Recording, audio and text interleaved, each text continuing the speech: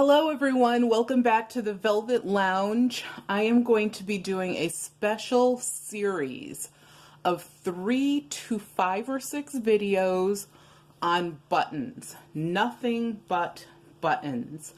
The reason I decided to do this series, which you know is not really my norm, is because I was looking for information on buttons and I really couldn't find any good, comprehensive, honest, non-clickbait information on a button collection. So what I'm going to be talking about in this series are the following topics. One will be the types of buttons that are out there, because that was like the first thing I was looking for. What are these buttons? What are they made from? A little bit of the history in regards to, the making of buttons and why they were made of the certain materials they were made of. I also wanted to know what to do with the buttons besides regular sewing. So there are things that you can actually make out of the buttons. I will not be making anything. I will just talk about it and show you a few examples. So that you can take your buttons to another level, and you can also preserve the history without destroying the buttons, and you can also wear them in different ways and be incredibly fashionable even for 2019, since that will be occurring in less than 24 hours. The new year will be here.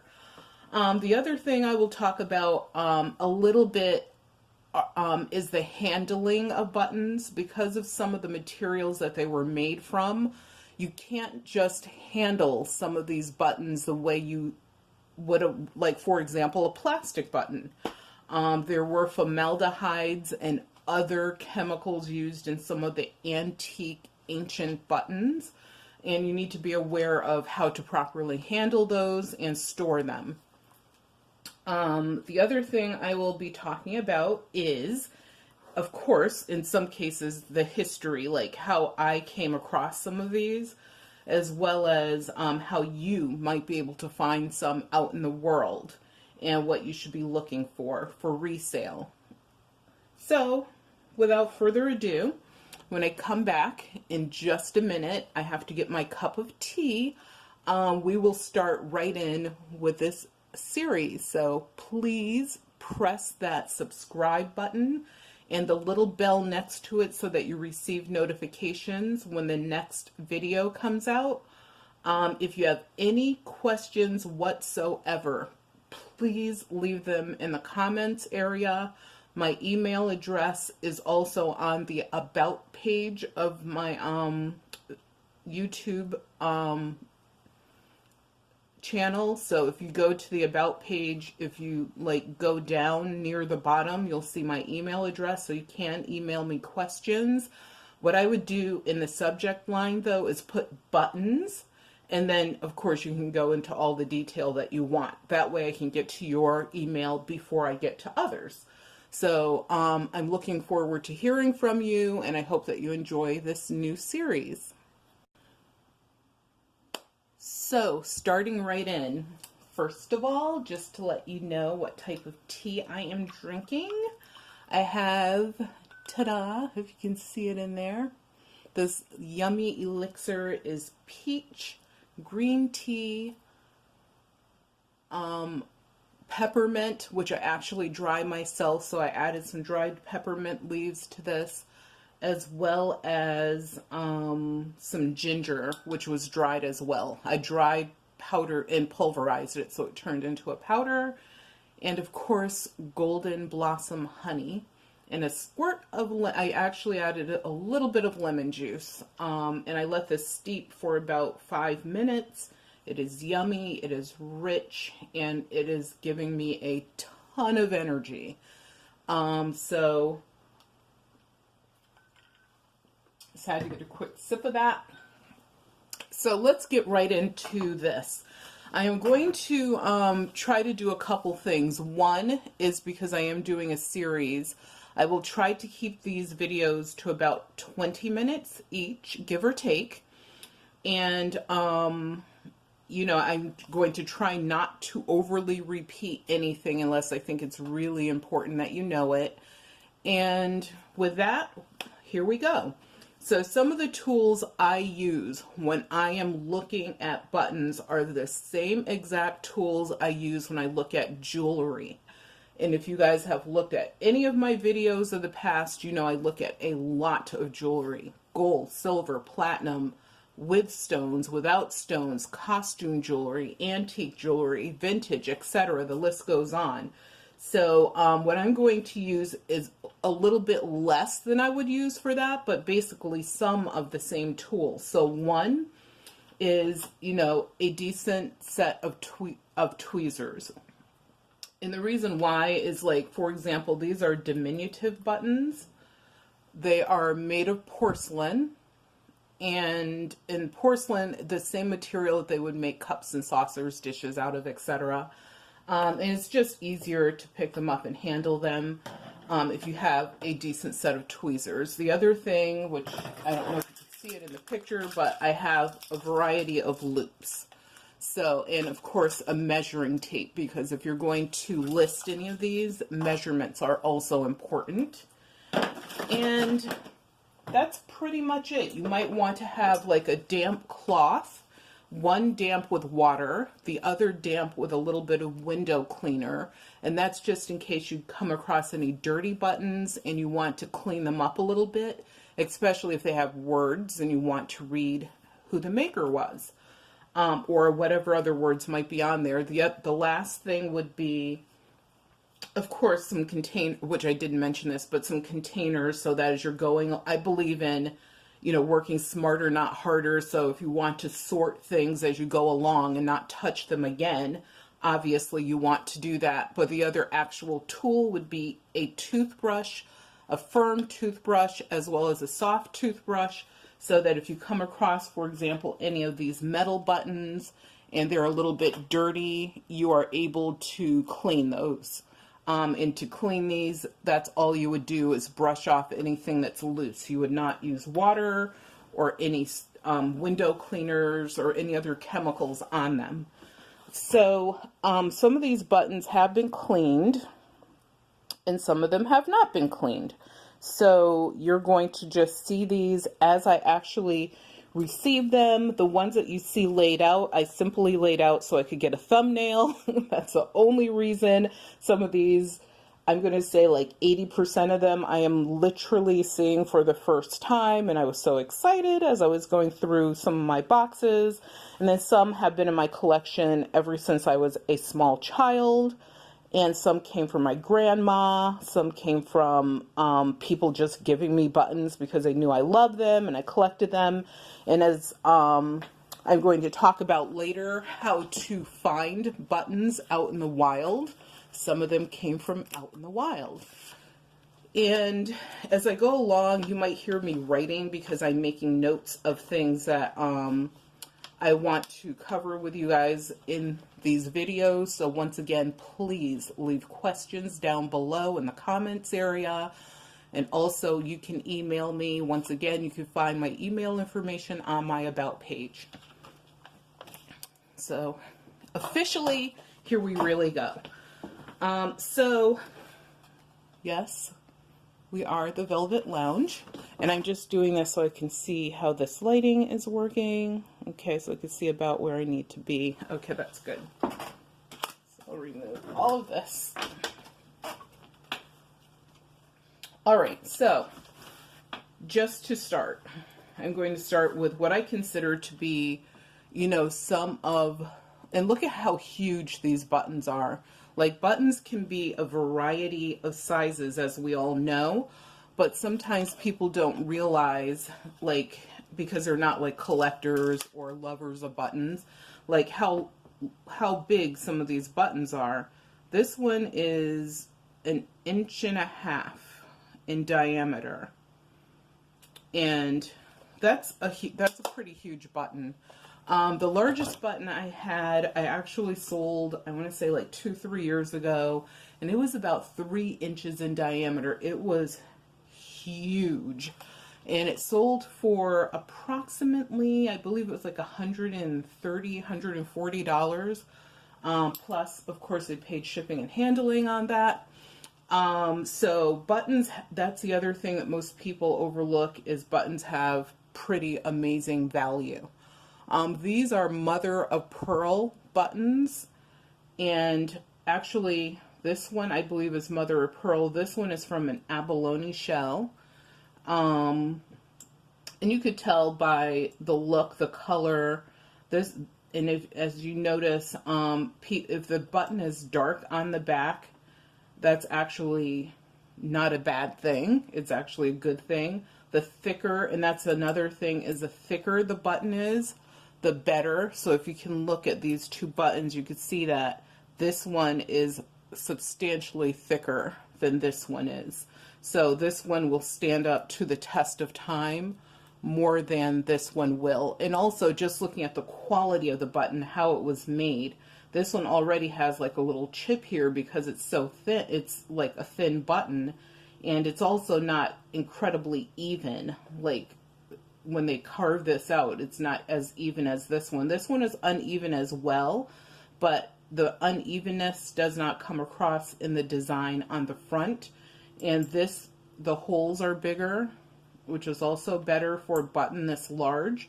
And this would be your more valuable button, more so than this one. I have tons of mother of pearl buttons, like a ridiculous number of them.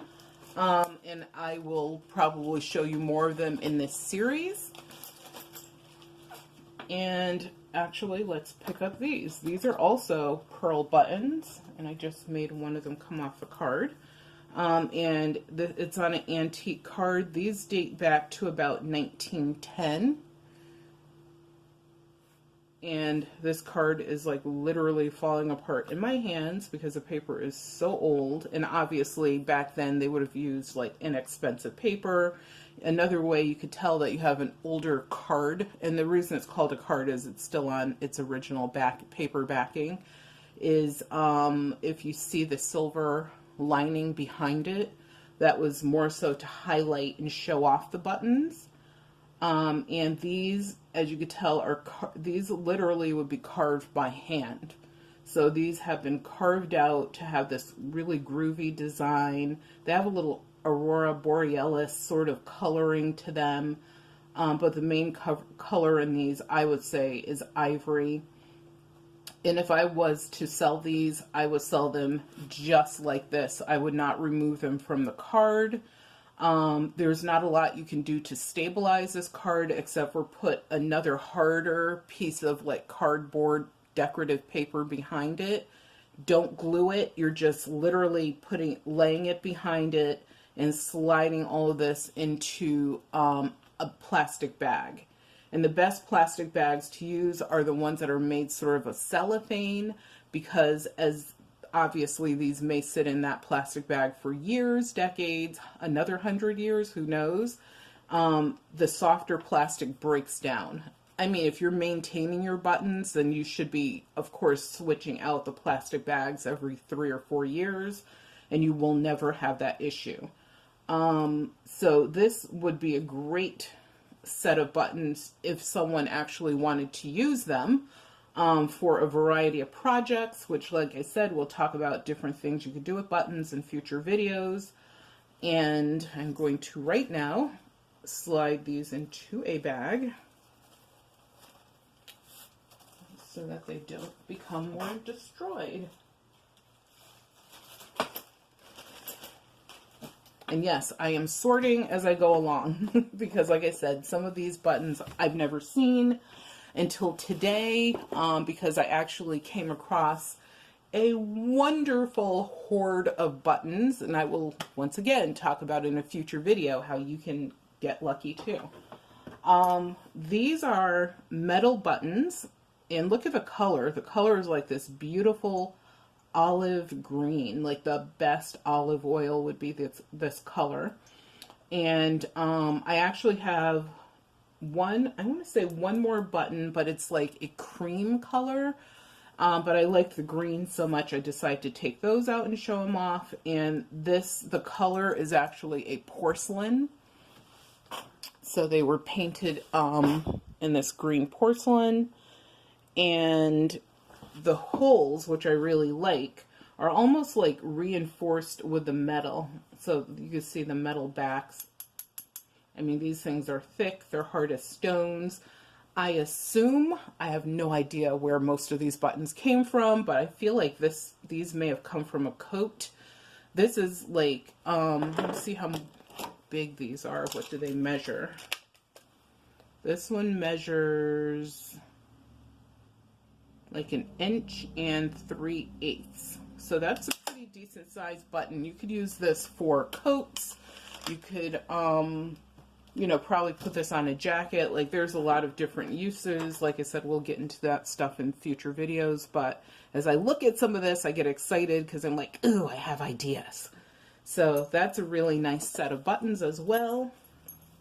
And these buttons are in pretty awesome condition, I have to say.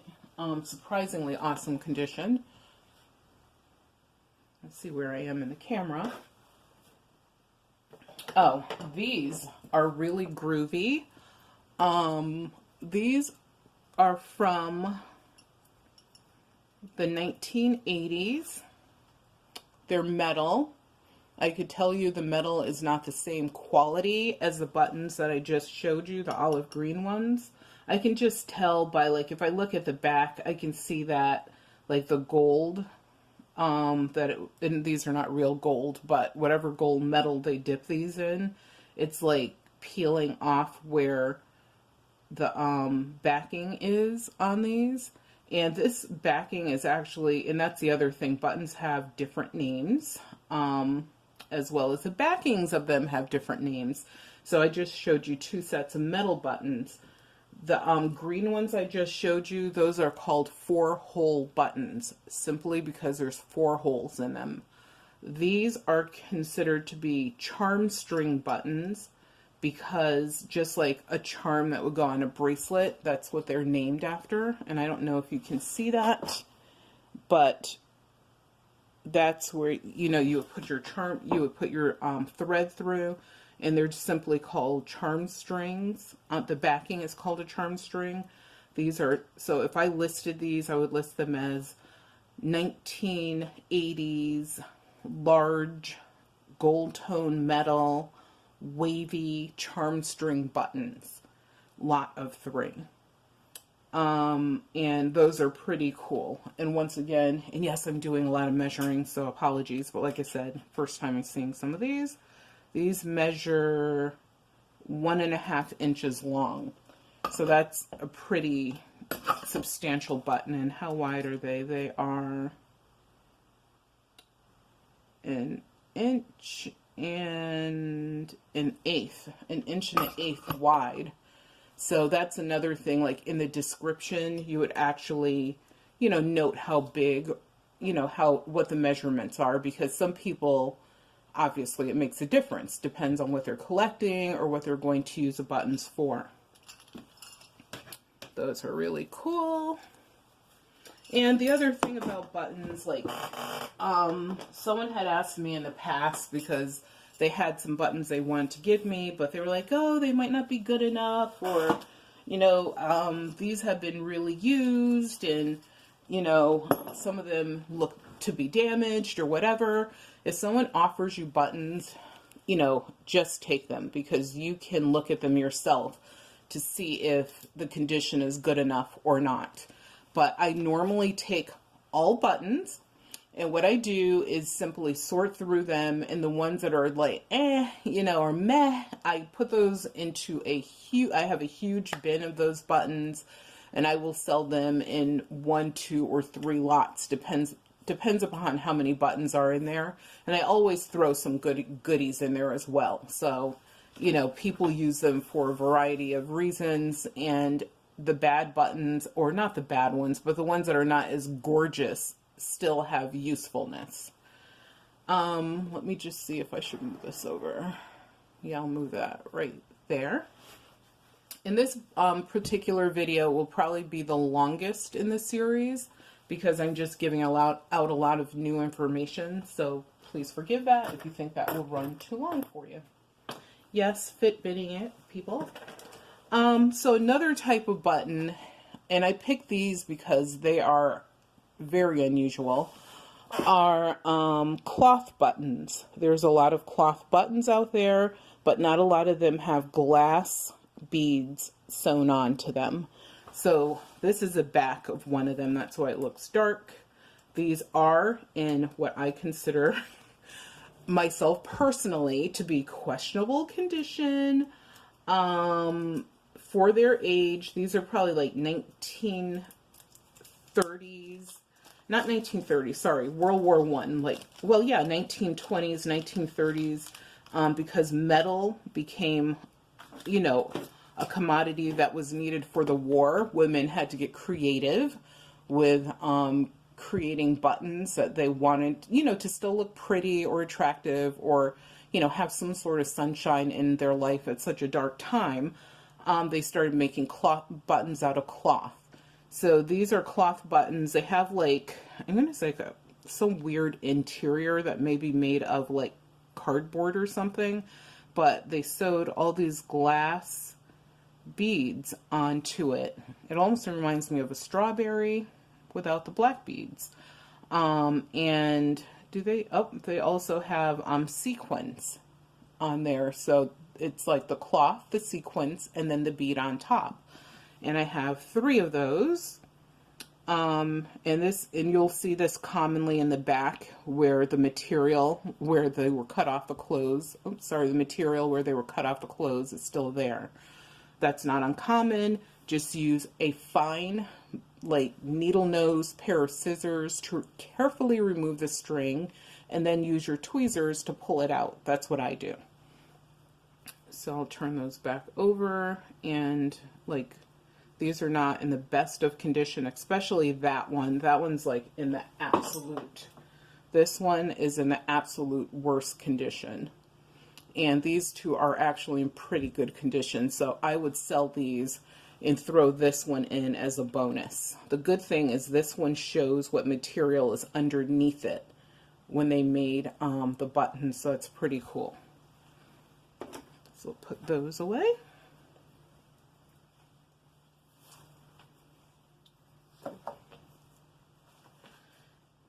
So I actually learned the name of this type of button. I actually learned the name of them just a couple days ago in doing research. These are called Calico buttons because they're made with little dots of color. And what they would do is put the colorant on a piece of some sort of paper. I don't know what type of paper they used. And the bead, I'm sorry, the bead, haha. The button itself is made of porcelain. So these are porcelain buttons, just like you would make, or, you know, have, or china buttons, as some people call them, you know, what you would have for dishes. They're hard. These are actually relatively thick, which I like a lot. I love the thicker a button is, the more decades and hundreds of years it'll last. That's why I like it. And what they did is they would somehow do some sort of heating baking process where the colorant would fall down onto the bead and create this calico spotty type, you know, whatever the design was.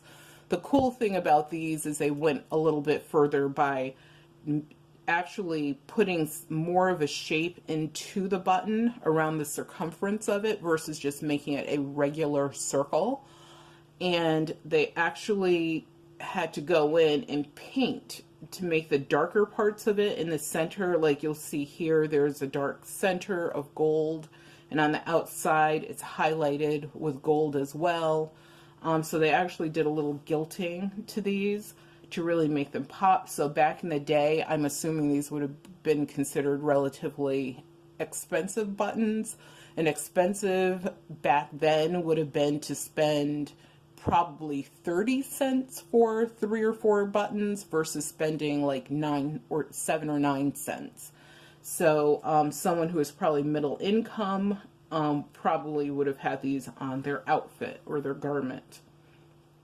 And I only have 2 of these, sadly, but I love these. These are some of my favorites. Next, and the other thing we're going to get into, and this will have to be a separate video, is the back of the buttons. The backs of the buttons do matter because it will help you date them. So, you know, to properly date the button, not only do you need to look at the front, the material, but the back makes a difference as well. And they used a variety of backs as well. Like, for example, these are 2-hole buttons. So the 2-hole buttons are exactly what they look like. They have 2 holes for the thread to go through. I'm just hoping that the colors are coming through well. So they have 2 holes for the thread to go through. These are actually made of a plastic that, and I hopefully will not pronounce this incorrectly, but Catalin, which is Catalin. It is a type of early plastic. It holds a color even this many years later, incredibly. These are actually on a card when I got them, but the card completely disintegrated. And you could see, like, in this button, I'm going to hold this closer to my own face, that, I don't know, some sort of process is taking place on the back of this button. And that will happen with some of your early buttons that were made using materials like Catalin, Casein, Bakelite. Like, some of these had formaldehydes in them to, I believe this one did, to have this brilliant color. So you definitely want to wash your hands well, or some people may even wear gloves. If you smell chemicals coming off of these, definitely wear gloves to handle these buttons. But these are gorgeous. I love the way that it's like this indented design that sort of pops back out to you. They took care to not only design the inside, but even like the edges, the outside. They put some detail into it. And they have black accents to sort of like make the button pop a little bit more. And I'll just turn this one over. This has a cleaner back. But I love these. These are amazing colors. And you could do a lot with these besides sew them on your clothing. But hey, nothing wrong with that either. Just make sure if you donate the clothing, you recover your buttons. I'm not going to show you tons of these, but hearts were very popular. So we have a lot of heart buttons. This is a metal heart button. It's actually one that I like more than the others, simply because, you know, it has more of a design element to it, with the center being designed as well as outer edge. On these, a lot of the outer edges were fancy, but that was pretty much it. And you can see what it has for the thread to go through. Like I said, we'll go over that. And sometimes this one is not signed. I thought I saw words, but there's no words on it. But sometimes you will see that buttons are signed, just like jewelry, like costume jewelry is signed. Oops, and that's clearer. So that's another metal button. My favorite buttons of all time are, because I remember my daughter, she was like, Mom, which buttons do you like the absolute most? The buttons I like the absolute most are mirror back buttons. So mirror back buttons are buttons that, and I'm going to see if I have a better example. Like, I want to make sure, I don't know if you can see this on my poor camera work here. Please forgive me for that. Actually, let's see if that works. So what you would see if you were here with me in person, and I'm going to actually try, I shouldn't be doing this because everything was set up to film this, so Hopefully I won't ruin it for everyone. Is that better? Let's try these again. And I have several of these mirror back buttons, so I'm sure in the series I will be able to get a better picture for you. But what you would see is, of course, you can see that this is like a raised design. These buttons are made of 3 parts. The back, and I'll actually show you, the back should look like this. And inside of this bottom portion, there's a piece of steel, which is shiny, which creates a mirror back. And then the actual design element is placed on top of that. And all of this is fused together. So it's a 3-part process to make this button, just to make the mechanics of it. And then, of course, the 4th part of it would be the coloring that they would do. These are always made of metal. They always have a backing that pretty much looks like this. And once again, if you look inside of this button, you should be able to see a silver shiny reflection. That's what makes these mirror back buttons. So these are my favorites. As far as the type of button goes, mirror backs are my absolute favorite because of the process that had to go into making them. You know, once again, someone who had, oh, actually, you could see it on that one really well. So you could see it on that one a little bit better. I had to hold it at an angle, but you could see the mirror back in that. That's what these are. So there's always a 3-part process, which I'm not including the coloring of it. So it would be a 4-part process, and it would take more time, more resources, and obviously these would be your more expensive buttons. Sometimes these are made of precious metal.